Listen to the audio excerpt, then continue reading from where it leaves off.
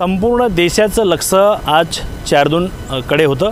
4 जून 2024 हे लोकसभा निवडणुकीमध्ये कुणाची सरकार यावेळेस बसणार याच्याकडे सगळ्यांचं लक्ष लागले आणि त्याच अनुषंगाने भंडारा गोंदिया लोकसभामध्ये झालेल्या निवडणुकीच्या अनुषंगाने आज मतमोजणी सुरू झालेली आहे। आज सकाळी 8 वाजेपासून मतमोजणीला सुरुवात झालेली आहे। या ठिकाणी प्रशासन संपूर्णपणे सज्ज झालेलं आहे।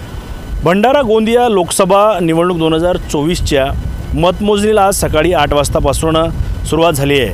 ही मतमोजणी भंडारा जिल्ह्याच्या ग्राम पलाडी येथे असलेल्या EVM अँड VVPATच्या गोडाऊनमध्ये मतमोजणीला सुरुवात झाली आहे। दरम्यान 84 टेबलवर EVM तर 20 टेबलवर पोस्टल बॅलेटची मतमोजणी होणार असून 31 फेऱ्या या ठिकाणी होणार आहेत। भंडारा गोंदिया लोकसभा मतदारसंघाचा विचार केला असता काँग्रेस विरुद्ध भाजपा अशी थेट लढत पाहायला मिळणार आहे।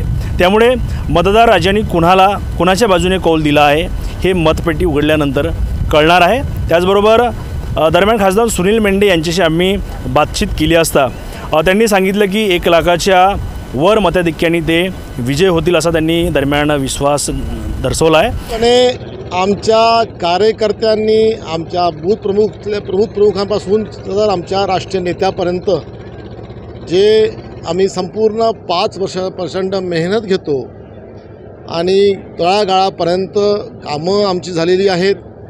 त्यामुळे मला पूर्ण विश्वास आहे की ही निवडणूक आम्ही मोठ्या फरकाने जिंकू आणि इथेच नव्हे तर संपूर्ण देशपातळीवरती पुन्हा एकदा तिसऱ्यांदा मोदी सरकार आपल्याला येणाऱ्या काळामध्ये आरूढ होताना दिसेल हा मला 100% विश्वास आहे। किती मतांची तुम्हाला लीड असेल काय वाटते?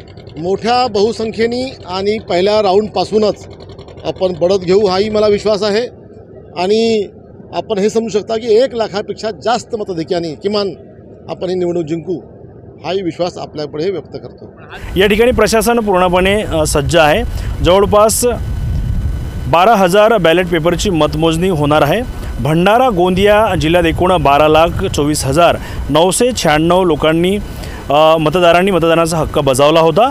एकूण 67.04% मतदान झालं असून खरी लढत ही भाजपाचे विद्यमान खासदार सुनील मेंढे आणि काँग्रेसचे उमेदवार डॉक्टर प्रशांत पडोळे यांच्यात होणार असून मतदारांनी नेमका कौल कोणाला दिला आहे हे आज पाहायला मिळणार आहे। आम्ही ज्या ठिकाणी आहो आज या ठिकाणी मतमोजणीला सुरुवात झालेली आहे आणि मोठ्या प्रमाणात या ठिकाणी कार्यकर्ते त्याचबरोबर प्रशासनाचे पोलीस कर्मचारी अधिकारी आणि अन्य कर्मचारी या ठिकाणी मोठ्या प्रमाणात आलेले आहे। या ठिकाणी संपूर्ण तयारी सज्ज झालेली आहे आणि जे उमेदवारसुद्धा आहेत त्या ठिकाणी आलेले आहेत। उमेदवार नेमका काय पुढे होणार आहे ते पाहण्यासारखे असेल। त्याचबरोबर भंडारा गोंदिया या मतदारसंघामध्ये झालेल्या निवडणुकीमध्ये आणि होणाऱ्या आजच्या मतमोजणीमध्ये काय अंतर असेल, लोकांमध्ये जी काय चर्चा होती, मतदारांमध्ये काय चर्चा होती, त्यात काय तथ्य आहे आज ते समोर येणार आहे। पात्र महाराष्ट्र केसरी न्यूज भंडारा गोंदिया।